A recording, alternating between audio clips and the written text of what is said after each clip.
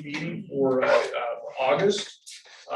Start with review and approval of June meeting minutes. If there are any comments from any of the SWAC membership on minutes. No comments, corrections. Have a motion to accept. I move to accept. Mike Riley motions to accept. Do we have a second? Second. Erwin Swetnam seconded, so meeting minutes are accepted as published. Item number 2 is public comment. If we have any members of the public that would like to weigh in on things, this is your opportunity. Chad, can we go back and have a vote on the minutes? Oh, I'm sorry. Yeah, I'm not too keen on Robert's rule. All those in favor of accepting the meeting minutes as published? Aye. Aye. And those opposed? All right, they are accepted. Thank you, Sue.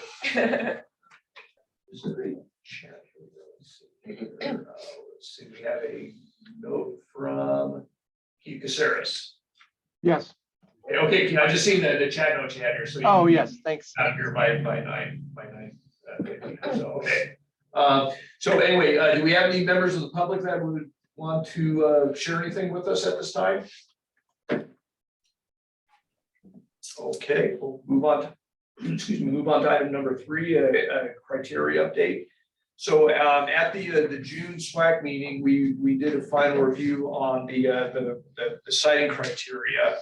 And the last step in that process was to bring it to the board at a July board meeting for their consideration. There was one comment from Commissioner Chang to make a slight adjustment on one of the criteria, and it escapes me which it was, Dwight. It was the distance to the hall. Oh, distance from the waste. From the hall, essentially, yeah. So we made an adjustment in the percent weighing for that. And at the July commissioner meeting, they did accept the criteria with that adjustment. Also in July, we elected to not hold the SWAC meeting because we were waiting on the board's approval of the citing criteria before parametrics and their team rolled their sleeves and started working on the actual process here. So this meeting, we have some information to share with the advisory committee regarding application of the restricted areas where we cannot cite a landfill fatal fall criteria. So with that, I'm going to pass this over to Dwight for the presentation on that. So since you're probably better at Zoom than I am, I'm going to let you start the sharing. And I'll take it from there. Let's see here. So who's keen on this? So the share screen down below, I'm pretty sure you did. Okay, so we want to go here. Share. Yeah.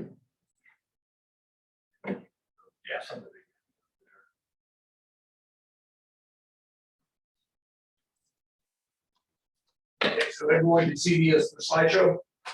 Mhm. Yeah, I'm gonna have my minimize.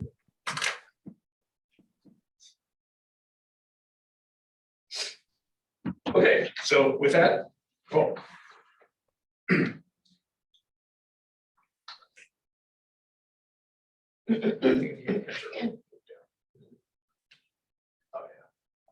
Okay, so I'm Dwight Miller, parametrics. Good to see you again. I think the last time I was here was in May at a SWAC meeting. And we went through quite a bit at that time about the criteria and then, what next we were going to do with the criteria, which was, well, first take it to the board and then have them take a look at it. As Chad noted, it had some tweaks to it. We did those. And just to kind of follow up on that, the comments on the distance to the waste centroid was really based upon long-term costs for a facility. Because the farther you have to haul, the more cost that is. And so over time, that could be pretty significant. So we tweaked the weighting somewhat and the scoring on that to account for that. And that was really the only significant change we had coming out of the board. So with that and the approval of the criteria, we move forward with a kind of a countywide screening of the of things. So what you see here, you've seen this slide before. It's kind of our progression slide. So where we're at is the non-specific conceptual design, and then the site selection criteria development. We've done that. We're doing the data collection. So we've done most of that, although that's always a work in progress because we find more data and the interpretation of that data, particularly with Ryan and I worked on this just yesterday. An issue came up with airports, and distance from airports is one of the criteria. And so the important point on that was that is it a public access airport, or is it a private limited access airport? Private limited access airports are not don't necessarily fall into that. So at this point, we didn't want to include those as a fatal flaw, but it will be something that we. I just touched base with Nick. Hey, And got confirmation. Peter Glutowski, can you mute your microphone? Thank you. Sorry. And so the point was that we didn't want to bring those forward as fatal flaw, but we will look at those site specific if it is an issue on those. But at this point, we want to make sure we don't, knock something out kind of arbitrarily that really should be held in there until we go to the site specific evaluation. And so that's kind of where we're at right now. And then that will lead into the broad area screening that's kind of noted up there next. Got my own computer here too, so goes right in there. And so what we're going through today is the countywide exclusionary area.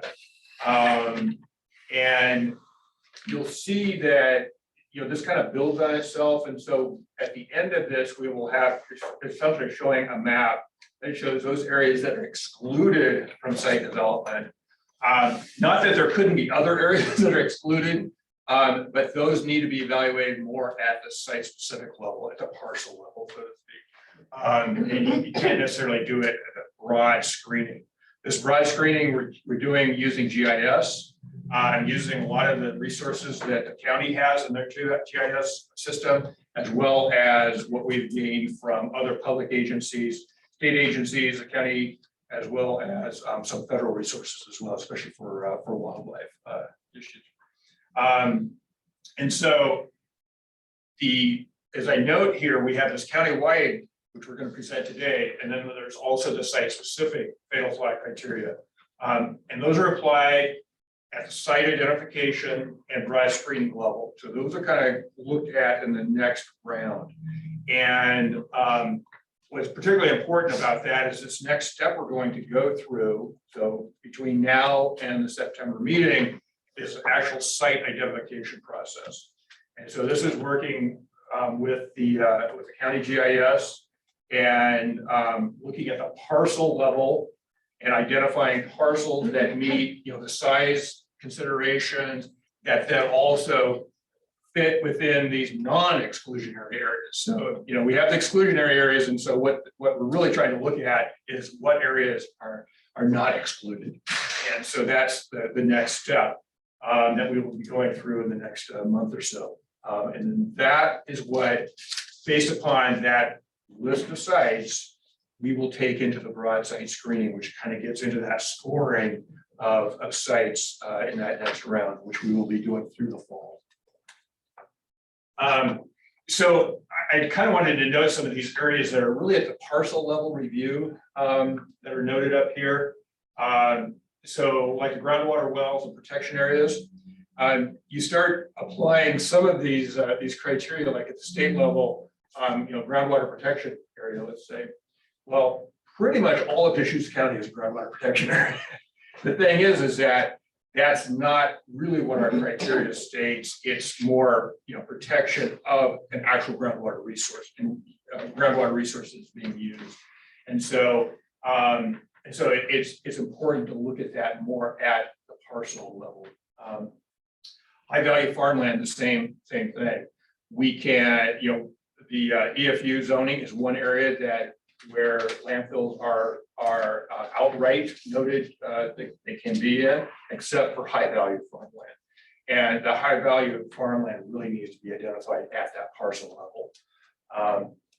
And then just regular zoning, the wildlife zoning overlays and how those are applied. Most of those are actually not fatal flaw because there's mitigation that can be done. And then cultural resources is a potential fatal flaw, but you have to be at the parcel level for that. And because of the sensitivity of those resources, that will not be publicly communicated. It's really important to keep those resources confidential, so to speak. And that we do a lot of review of sites for other purposes as well. And that's typically the approach we take.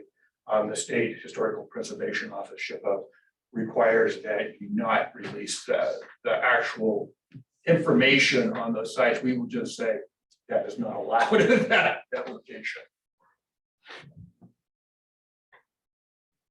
So you won't be able to avoid people knowing that this parcel, this 500-acre parcel, has some cultural resources on it.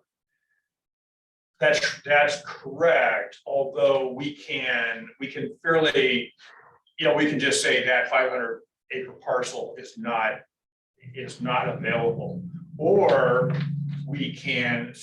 And this is another important point, and I'm glad you brought that up, Tim, is that we can end up with sites that there might be a quote unquote fatal flaw criteria for that parcel, but it's like on 50 acres of that 500-acre parcel. And we don't want to throw out that entire 500 acres if in fact, it just has steep slopes on a small piece of it, or it has a small historic, feature that's off in the corner or something like that. And so Will impact it. exactly, and we can adequately buffer those on that parcel. And so that is why it really is critical to look at some of these things at that parcel level. Because even wells, I mean, in some cases, we could readily have, the necessary buffers if it's a large enough parcel. And the other thing with wells is that we talk about water supply wells and proximity to water supply wells. Well, if you're buying a parcel, for instance, or it's a county parcel already and it has a well on it, you can decommission that well. I mean, that is allowed. And so we don't want to necessarily throw out that parcel.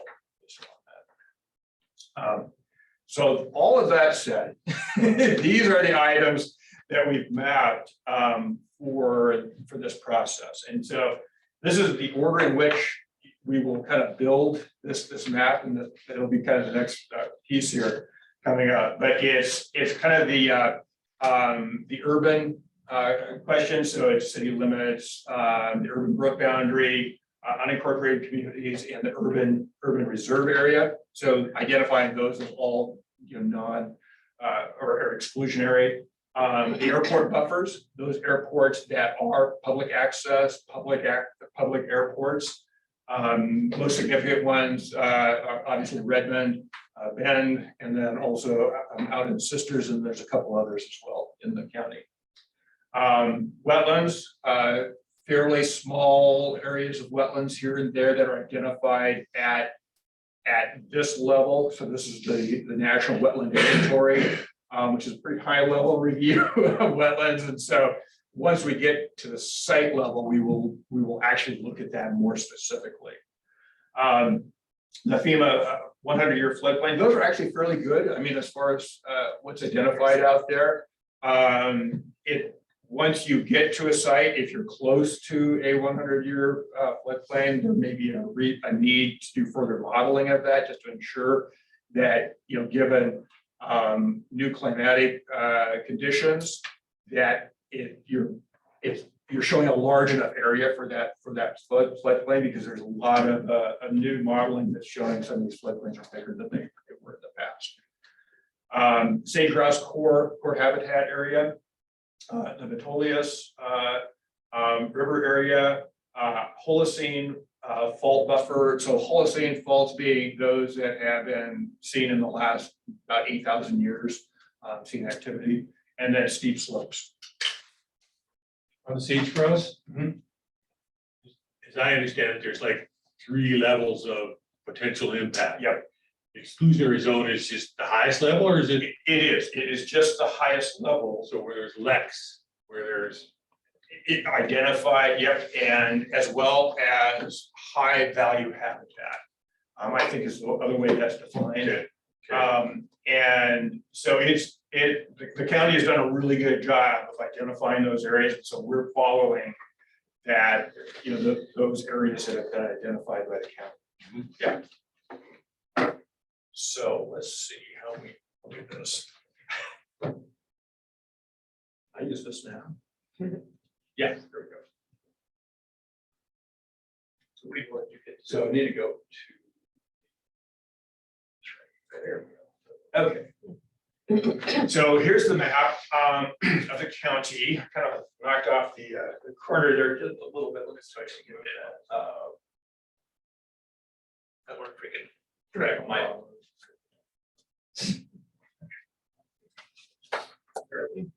Cool. So all that's identified on this right now is actually a couple of things. The green are Forest Service lands. We actually don't show separately BLM lands on this.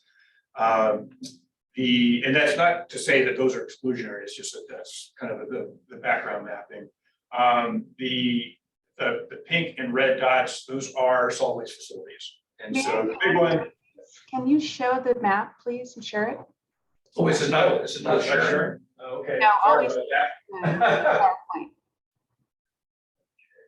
Dwight, you might need to unshare. Yeah, I think we have to. Yeah, okay, here we go. If you do the screen, you can flip between. Yeah. You see it now? Yes, thank you. Okay. Do you see my cursor? Yes. Okay, great. And so back to the dots. So this is not landfill where we are right now, close to where we are right now. And then the other transfer stations around the county. And so this is just to kind of get a feel for where the current facilities are, roughly, you know, where they fall within the areas we're going to identify through the process.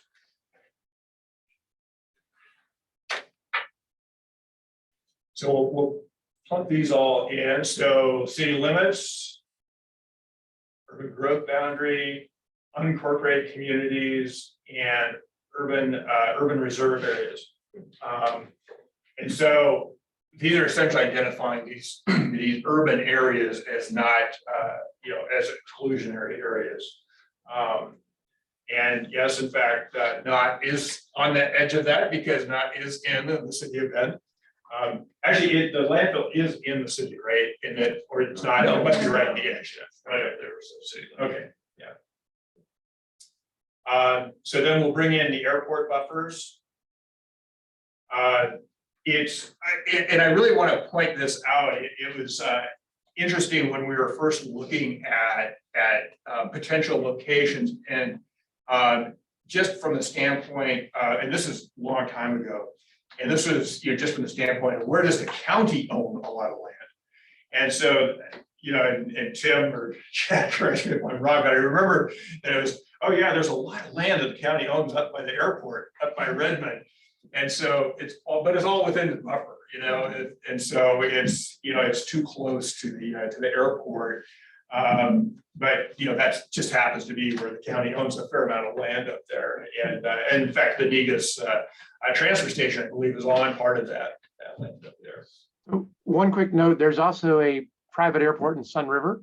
And is the reason that's not shown as an airport buffer, is that because of the surrounded by national forest on the other side of the river? Actually, I'm glad you pointed that out. That is an oversight because we did want to retain that one and we'll get that on there as again, because that actually is a public access airport. It's paved. There are some in the county that were showing up that were essentially grass fields. I'm not even sure if they had a windsock at them. You know, because they were quite rough. Yeah, the airport in Sun River has gone through a lot of upgrades recently, so it's I mean, can't land commercial jets, but there's a lot of activity. Yeah, and so it would at least be a, you know, so a small general aviation field. Got it. Thank you. Yeah, thanks, Keith.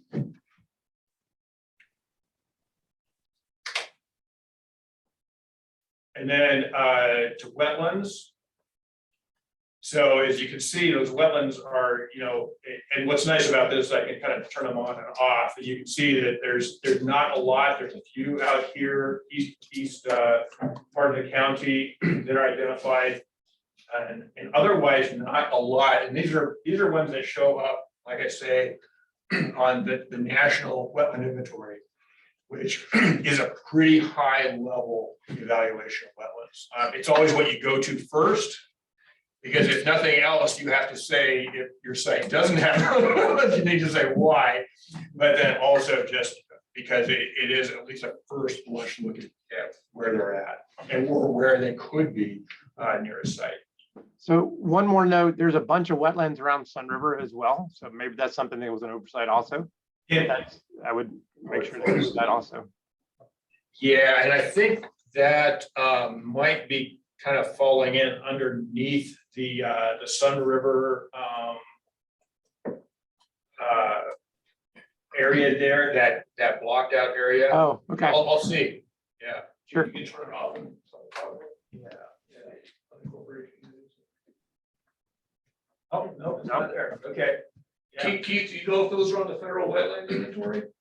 They are. They should be. Yes. I know we I do. would think so. Yep. The same with South County, like Lupine has quite a bit. Yeah, yeah. Is it just hard to see at the scale? No, South County would really. Yeah, I think South County would show up really well. That's true. Yeah.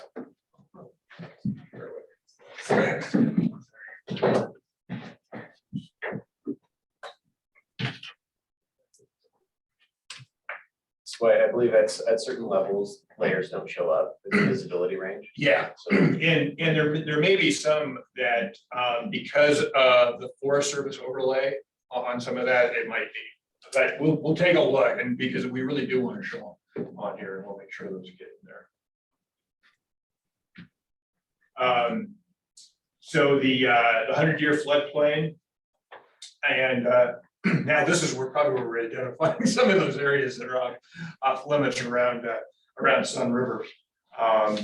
But this does actually pull in a fair amount along the rivers.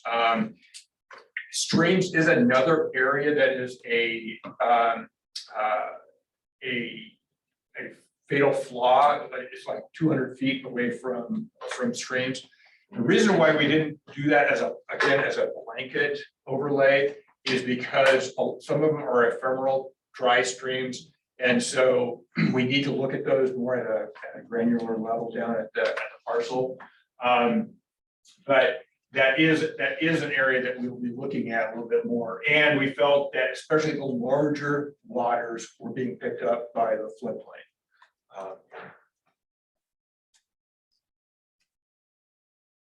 So the sage-grouse core habitat, as you can see, is fairly significant to the east, and it takes up a lot of this area here, and then outside the county as well. Can you turn that one on and off again? So Yeah. Why is that the highest level? You talked about the 3 different levels for. Yes, That's yeah, so only the that highest is level. the core habitat. And so when you, in fact, I might have the other levels. I'll go through this and then we'll kind of go look at some of the other layers that we have. And you can kind of see how that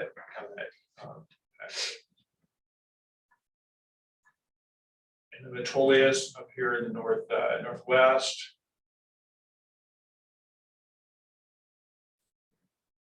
And the Holocene fault buffers. And so the primary area for Holocene faults are here to the west of Bend and to the south of Bend.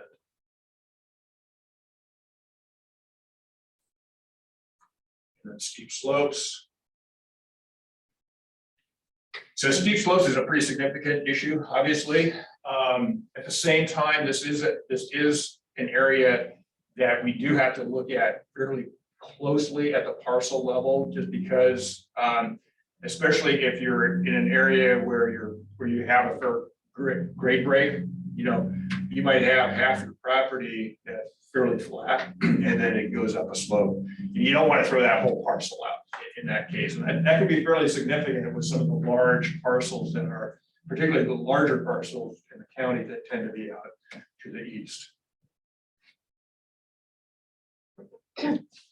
So at this point, this is kind of what we see as the countywide exclusionary areas. The point, and I come back to this often to reemphasize this, and it's not to say that these are the only fatal flaws. It is to say that these are kind of what we can map out at the countywide level, and that the others we will identify at the parcel level. And, you know, if a site has a fatal flaw, it'll be knocked out at that point when we do that level of evaluation.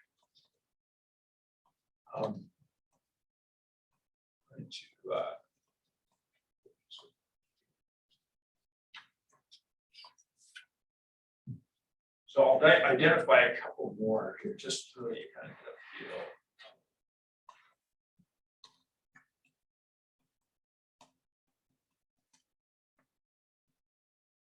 So this is kind of interesting because I'll have to go back and see exactly.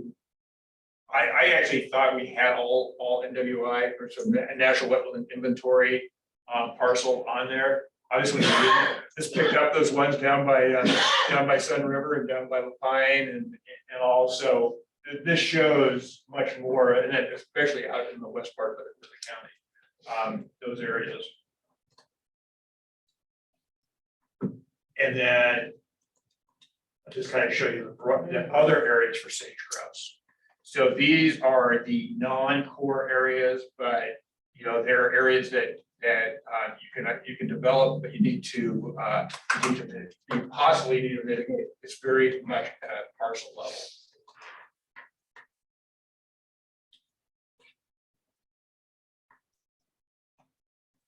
I'm going to keep those these wetlands on there.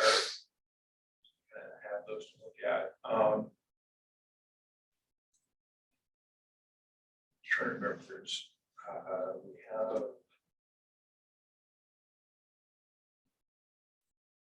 So this kind of identifies a few more of the airports out there. So not really that significant. Yeah. Sorry. Yeah, the Eagles. No. So questions, other things you'd like to look at? You know, going back to kind of where we're heading next is, so we have this map showing kind of the excluded areas. Generally speaking, not wanting to pick up federal or look very seriously at federal properties, which knocks out a fair amount of space for BLM as well as Forest Service lands. And that is not to say that they wouldn't necessarily be good sites. It's just, it is very hard to acquire federal properties in a timely manner. I've been on sites where we've been trying to pick up just like little buffer areas along the side of landfills, and it's taken over 10 years. And this is with BLM lands in eastern Washington and Idaho. So it's a pretty difficult situation. I think, as Chad has noted in the past, it takes an act of Congress to do that. So you know, we were tasked to revisit with the BLM on sites that are on their disposal list, and just clarify, disposal is not the landfill disposal sites that they've identified that they would not have any hurt feelings or passing on ownership to. And it took a lot of time to get that information from them, and I just finally got some documentation from them last week and forwarded on to parametrics for a little bit of digestion and analysis. my first blush impression is that it's not gonna be a simple process, even though they're on the disposal site list. There's a lot of requirements we're gonna have to meet to be able to get consideration from the BLM on that, but parametrics is taking a look at that. We'll follow up with that probably at the next meeting. Yep. And a good point to be made out of that, and we've noted it in the past, is that those lands can be very good as a neighbor. And so BLM lands, because they are under control of the federal government, they're not going to be developed for other purposes for the same reason you're not going to easily develop them as a landfill. They do provide for good, kind of public land buffers around a facility, as well as if there is one that's on the surplus list or disposal list that over time could be acquired, that identifying that next to a parcel that you're looking at would be an upside, because again, it's not going to be developed as residential or something like that. Those properties, they are typically surplused out to other public agencies, and so it's not like they're going off to a private developer or something.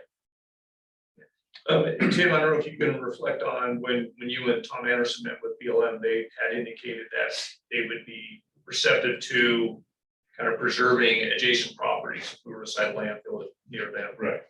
And so far as to say that they would impose restrictions on their parcel internally to prevent some sort of development there. So they would actively protect our buffer zone if it included their property. Question about the wildlife zoning.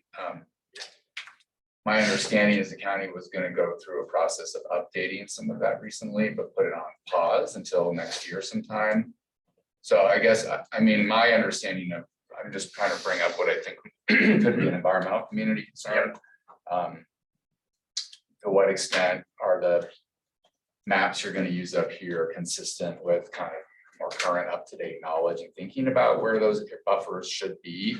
I think most of the stuff I'm aware of is sort of winter mule deer habitat, elk habitat in and around Bend on the west and to the south and even southeast some. But that just seemed like it's a potential area of conflict if there isn't, or disagreement if we're not proactive about saying, well, where might these be going? Even though we haven't made that decision because we don't, want to identify those areas potentially sooner rather than later. But I wouldn't imagine we're going to be putting this thing real close to Bend either. So, but it'd be just good to find out from like ODFW and even some of the environmental groups, like where are you concerned about? So starting to think about it. Yeah, exactly. And we do plan on doing that. And again, that's kind of one of those things at a parcel level, especially with the nuances of where it might go, with the new work. So these are different winter ranges and the like. A lot of those do allow for mitigation. Can you turn it on and off again?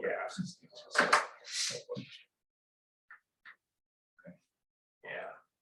So when we first identified them, we kind of made it clear that they weren't so much exclusionary areas, but areas that we needed to identify and potentially mitigate, depending on where the site was.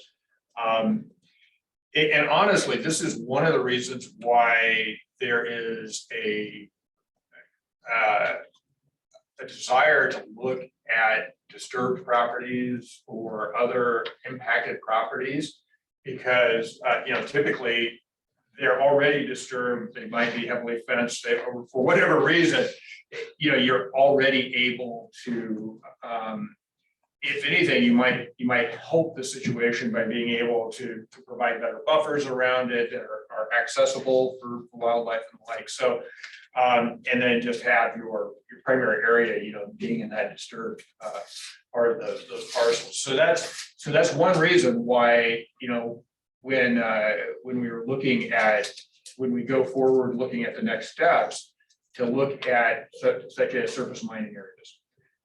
Because those are, while they are resource lands and they're identified as that, and and it would require a rezone or a zoning back to original zoning. They are, they're already disturbed, and particularly if the resource has already been removed, in many cases, they're in need of a quote unquote reclamation. And so can be part of reclamation for those properties. I've got a comment here. This is Commissioner DeBonne. Mhm. So for that the mule deer routes and overlay area, as you study it, the state is the professional there. The state's analysis is the proposed footprint for that migration area. So it isn't debatable about, well, what's the migration area include? It's already published by the state of Oregon's Department of Fish and Wildlife. So I'm just letting you know, when we talk about it for land use in Deschutes County, it's basically taking that proposed map or published map by the state and then talking about, how it does affect private property. So it could be a layer here is what I'm saying. It's an ODF and W migration map already published, is my understanding. Okay.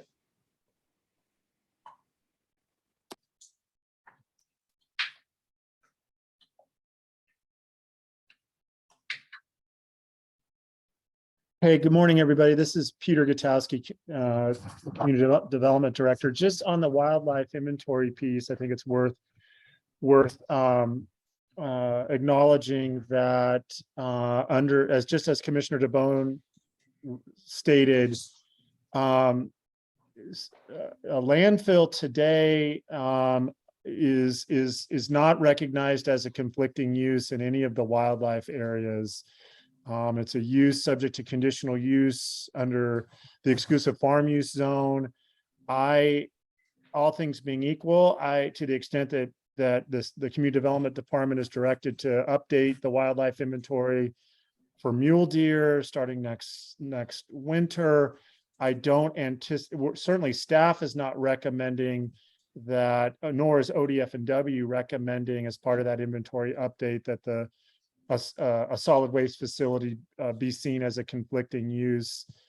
To what extent mitigation outside of local processes is required, I don't know the answer to that, but I think from our zoning standpoint, as it stands today, and as I understand it going forward tomorrow, the zoning pertaining to wildlife should not be a hindrance. I will, one other comment just very quickly, as you contemplate potentially surface mine sites that could be viable, you'll want to, right now, my understanding is surface mining sites don't recognize landfills. They have to be rezoned. And then the question is, what do you rezone it to? And again, to my knowledge, the only rural zoning that allows a solid waste facility is in the exclusive farm use zone, which then begs the question, how difficult would it be conceptually to, you're taking a surface mining site and then you're justifying it as EFU?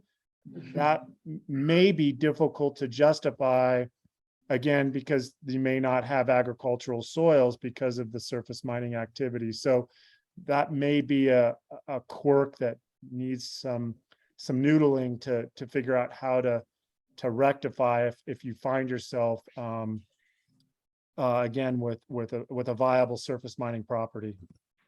So I know another situation that's come up, or a question that's been asked around that, is the ability to I don't know exactly how you state it, but it's to rewrite that zoning code for surface mine so that if it is a worked out mining site, can it be used for a landfill? So essentially that is part of the final use of that property. Yeah, fair enough. If to what I think you're acknowledging is it may be worth exploring with the board's support a legislative amendment that recognizes that surface mining zones or surface mining zone properties that have exhausted their resources or whatever factors warrant it, should be allowed to accommodate a landfill site. So I think there's certainly a route to do that. It'll take some coordination, but something that I think can be undertaken. And I dare say it won't be easy, but nothing is, as we're experiencing just in this conversation. But I think there's a path there that we could certainly explore and execute if that's where this group and the board ultimately finds is the most suitable location.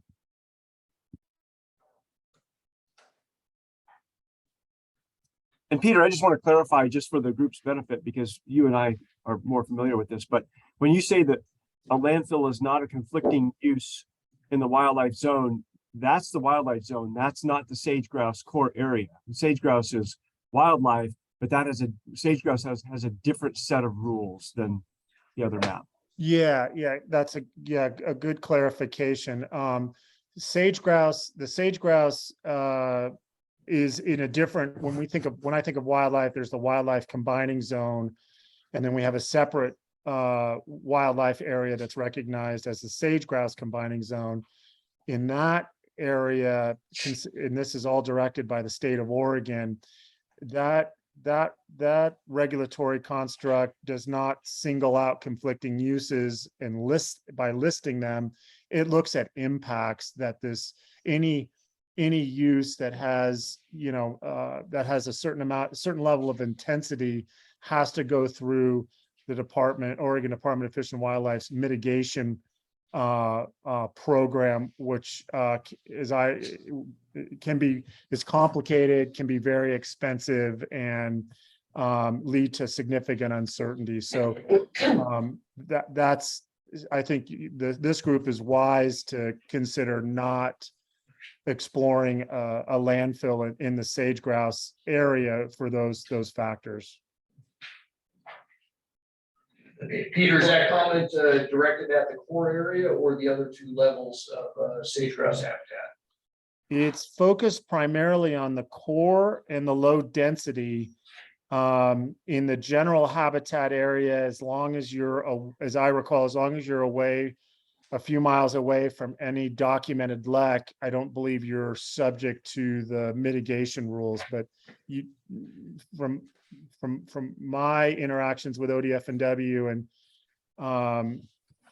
Ron Robinson and some of the challenges that he's having with the Spencer Wells mine site, you really want to stay away from those two subsets, core and low density, because the state puts a premium on mitigation. Yeah, in ours, we give the low level a significantly lower score, not a fatal flaw. The fatal flaw is only for the core, but that's a point well taken. I mean, just what a process that it would take and the mitigation and so forth that would be required. Yeah, and one final comment. Thanks for indulging me. I'm not aware of any local government in the 8 affected counties that have sage grouse of any large scale development project successfully going through the mitigation program for the Oregon Department of Fish and Wildlife. Which speaks volumes about how imperfect and how unpredictable this program is for many counties like ours that need this type of site for a growing population. So ODF&W doesn't have a workable template that one can draw upon to understand the mitigation hierarchy and how it's applied and what the compensation that they would be requesting and any other conditions that they might put on a project of this magnitude. So it really is unknown about how this agency will apply the rules that are promulgated in our code but are coming straight out of state law. So yeah, unfortunately, yeah, we just don't have a working framework to understand how they would apply these rules to a landfill site. Yeah, no, that's, you know, good to hear all of that, because I mean, you know, where we're at right now, I mean, with this here, we can take the wildlife out here just real quick. I mean, it's fairly limited. I mean, you know, when you look at it, you know, as far as the areas, you know, little areas here to the east, a little closer in. But, you know, you're starting to get into rural residential out here too. It's not, I mean, it's not exactly rural residential, but that's essentially what it is, because there's enough people out there. And then you're also getting into high value farmland in a lot of those areas. So that's precluding it. So Central Oregon Irrigation District owns some big pieces, 20. They do off of Dodge Road also. Yeah, they won't sell those. yeah, Yeah, it can't be, they won't be houses there. yeah. That's, I mean, I farm right next door to a 1,000-acre piece. Oh, okay. That they own.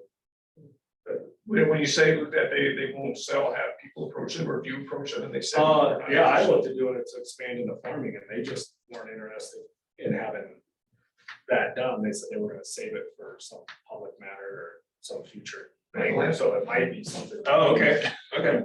Might work. Yeah, Yeah, they were not interested in selling it to a private individual, I can tell you that. Won't sell to Luke, I might sell to Chad. That might work. Yeah, see, there's mine. That's 1,000 acres.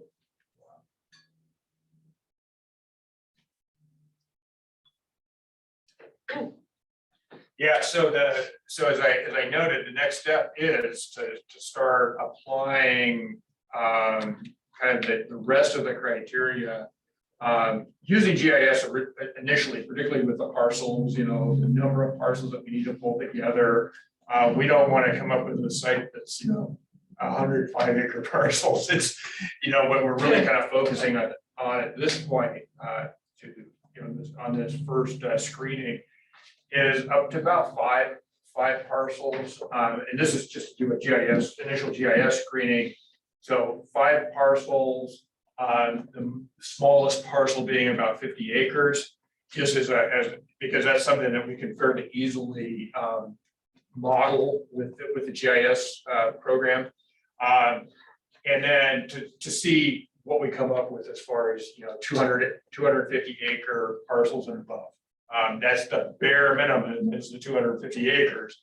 But, you know, if it's next to BLM land, or it's, you know, next to other federal lands or other public lands that would provide some buffer, that's doable with the smaller size.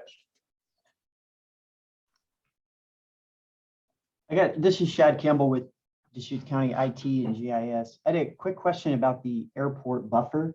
What was the buffer distance? So it is 10,000 feet from jet aircraft airports. So that is primarily Bend and Redmond, and then 5,000 feet from other public access airports. Gotcha. From the end of the runway, around the runway, to the other end of the runway. Yeah. Gotcha. Okay. That's why they're shaped the way they're shaped. Thank you.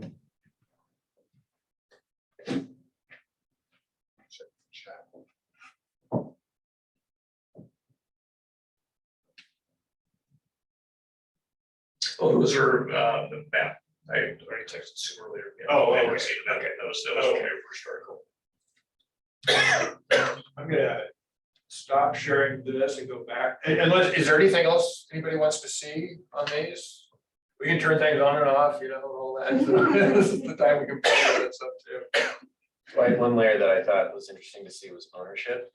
Oh, yeah. There's public lands, it shows county and federal differently.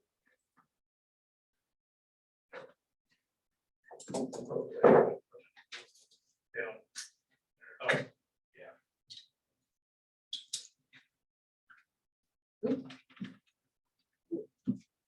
And so this is, as I understand, this is all all public lands. So that's federal, state, and local.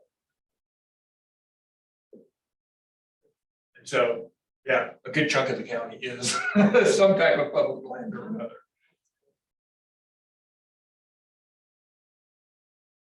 Pop in zoning.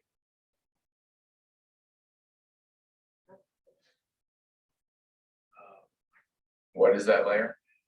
So this is zoning. I'm not sure if we have a identified as far as which, I'll bet you on it.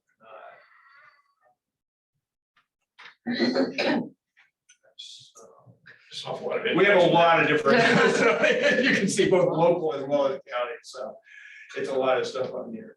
And obviously, the only ones we really need are the county zoning. And so we'll kind of get that out. Because we're already knocked out all the urban areas. Be on the chat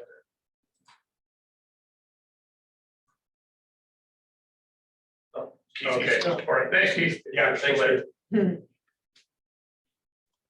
Thanks for a great meeting so far, and we'll see you next month. Yeah, thanks. Thank you.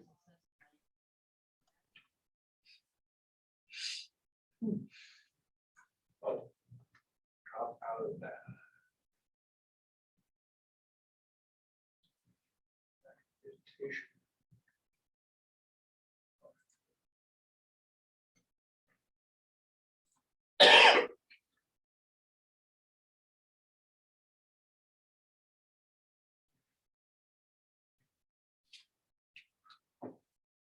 And so we essentially went through all of these countywide exclusionary areas, went through the mapping. So the next thing we're going to talk about is the communications plan, and then kind of a next steps that we have.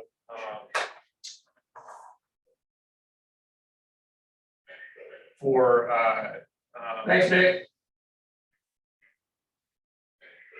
Going into the site identification and the broad site screening. And so you will, and actually I'll let Susanna hit this first, and then we'll kind of jump into that next.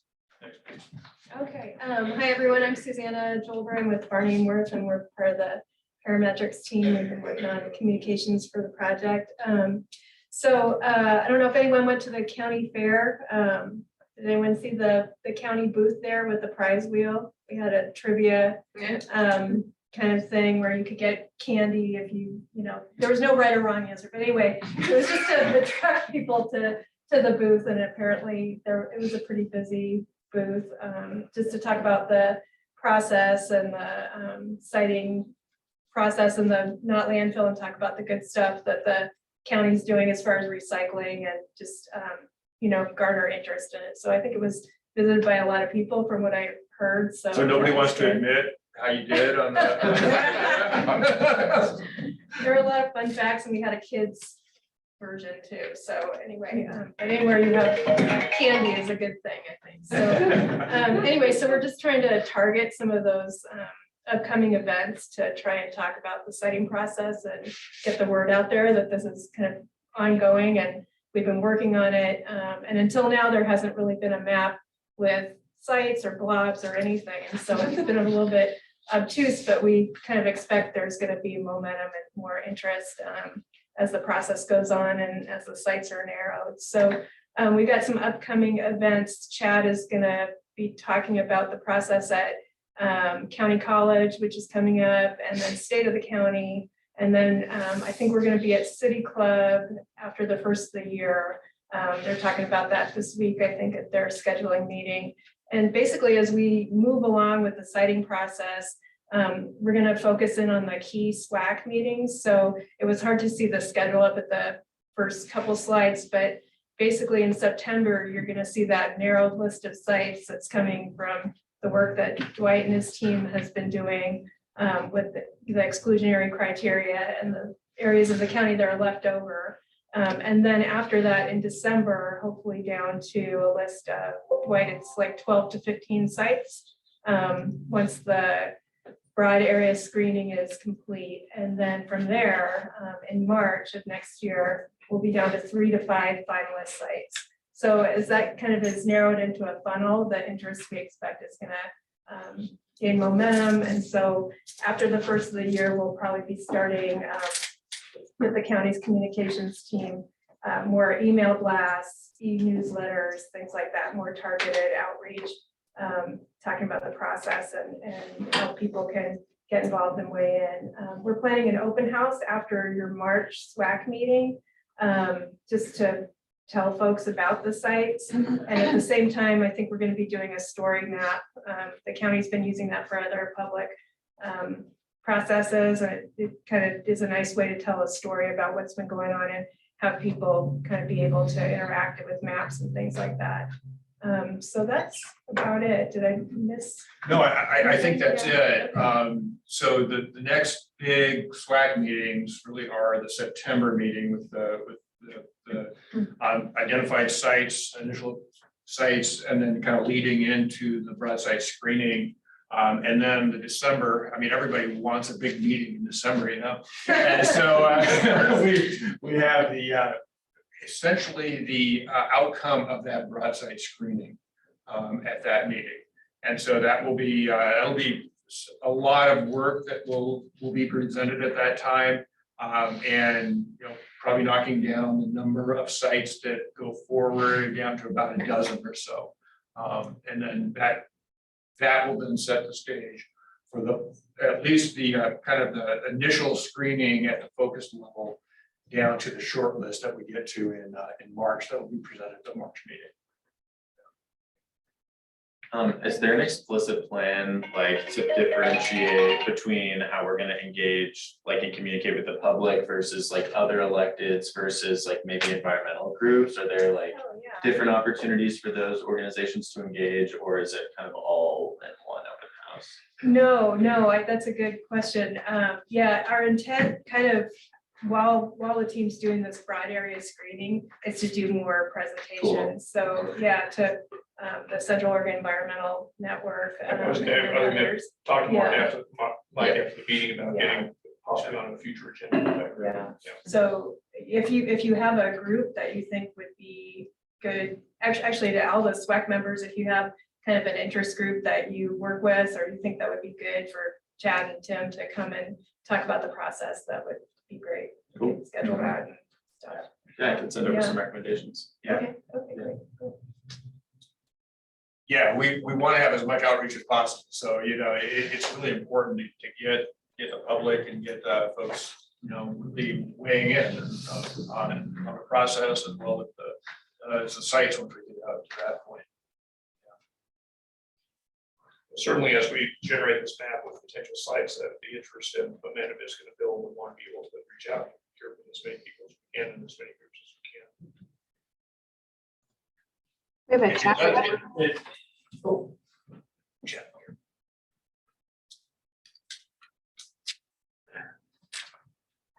Can you share about the communication with tribes and communities of color? I know environmental justice considerations were emphasized in an early meeting.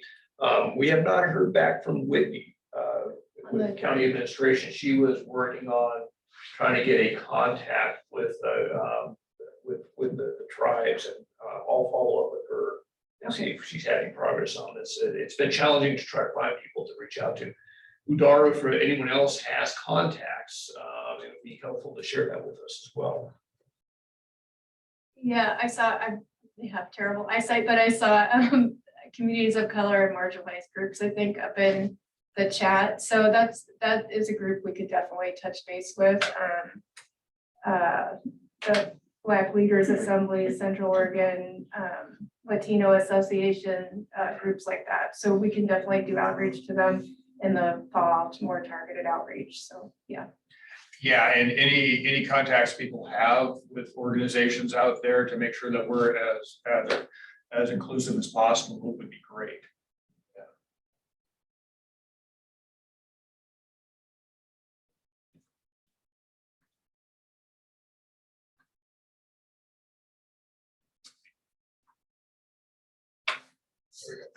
So as we noted, update, so kind of what's next? So updating the project website, and actually, we've already created FAQs. It's to kind of build on those. And then we actually are building on those a fair amount and kind of coming up with new material, because as we go farther into this, there's more items to note in that.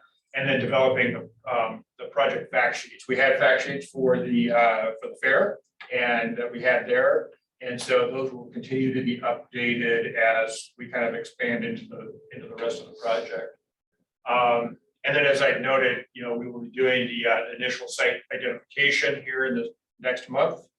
And we'll be back to visit with you all on, I think, the 20th of September to go through that. And then that will really set the stage for our broadside screening, which is what we'll do, for about the 3 months after that, and then come back to the group in December. So the big meeting, I guess, the open house, where you say 5 sites, maybe 3 to 5 sites. Go to Yeah, 3 to 5. Yeah, it's at the initial focus screening. And then before we do the in-depth, field investigations and all that. That was my question. Yeah. That date in spring of 23 will be the kickoff for actually going in the field and drilling holes. It is, yep. So we get kind of get everybody's input and into that, both the process, into those sites, into other things that people want to see as part of that. Yeah. And I mean, as we narrow down and we're kind of aware of those 3 to 5 sites, I think we'd be doing targeted outreach to the neighbors of the adjacent property owners and folks in the area, and if there's any special interest groups that are concerned about sites. Oh, boy. Yep. That's when it's gonna get interesting. Yeah, that's when it gets exciting. Yeah.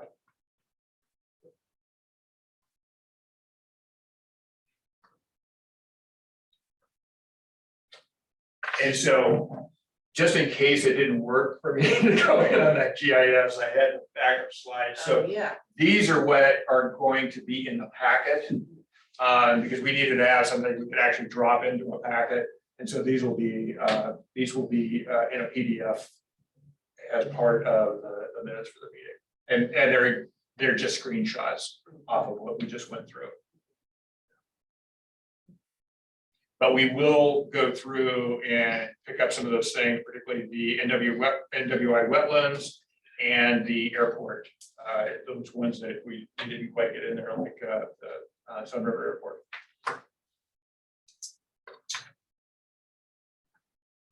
So that's pretty much it. Questions, thoughts? Do you have any, you don't have weather in there. There's part of this area that in the winter it would be pretty tricky to operate in.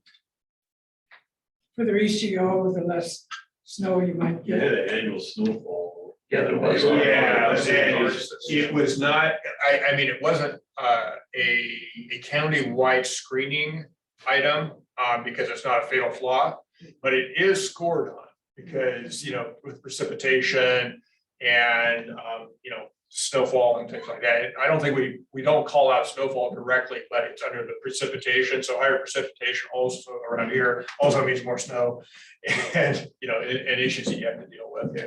So Jared, the precipitation, definitely there are some environmental issues with that related to leaching generation on the land. I can't tell you from an operational standpoint, when there's a big snowfall event, the best roads are not landfill. We have lots of big equipment that move a lot. So from an operation standpoint, snow is not as big a challenge for. Collection might be.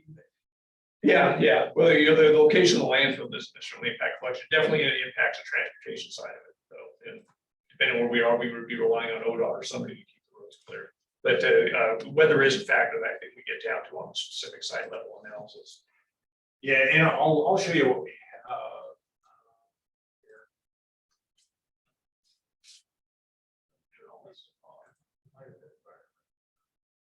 Yeah, average precipitation. Oh, yeah, there we go.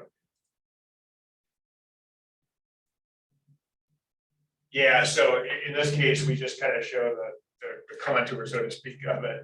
And, you know, definitely, obviously, moisture to the west, and then gets fairly dry to the. Yeah, take off. What if you found a spot that bordered a county boundary? And if you had a little bit more across the border, it would be useful to have. Can you go outside the county a little bit? I'll turn to the county. Yeah, that's an interesting question. I would expect we would prefer to have the landfill proper on Deschutes County, land within Deschutes County, but possibly similar to the philosophy with the BLM, buffer on adjacent out of county land might be a possibility. That's a good question. We've never considered, you know, we had spoken with Crook County during the solid waste management plan about accepting waste from Deschutes County, and they made it pretty clear they did not want all that, they want to preserve their capacity. But I don't know, based on your lifetime experience, Tim, it seems like we would want to keep the facility itself within the county.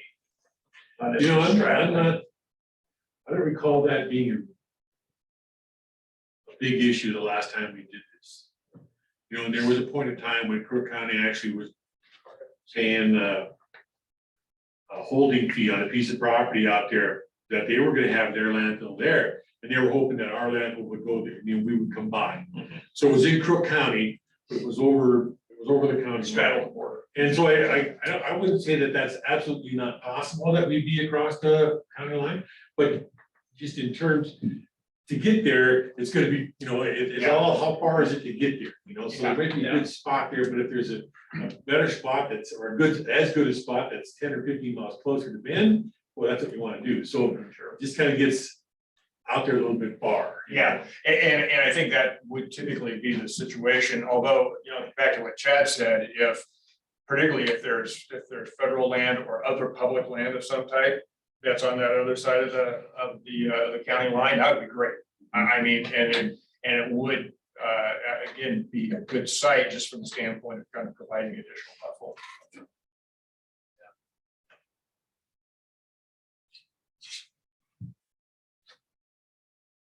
Other questions, thoughts?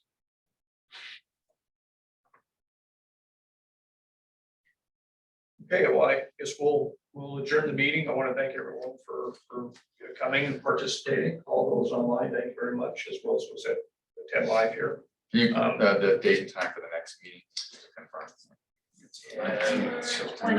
On the sheet. Is it the Oh, next is it on one or the the 20th? It's the 20th.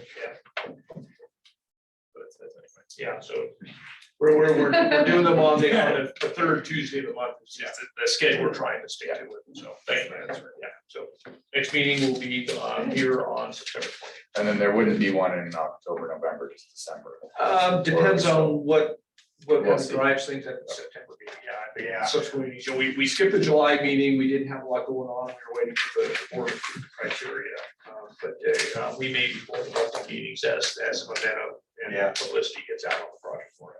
My guess is that probably not October, because we're just gonna be getting into that broadside screening and I don't think we'd have a lot at that point, but maybe November.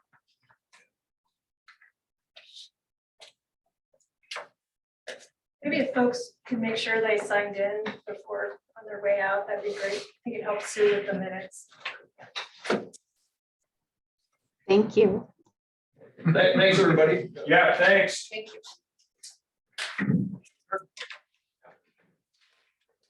As soon as we're ready to turn off my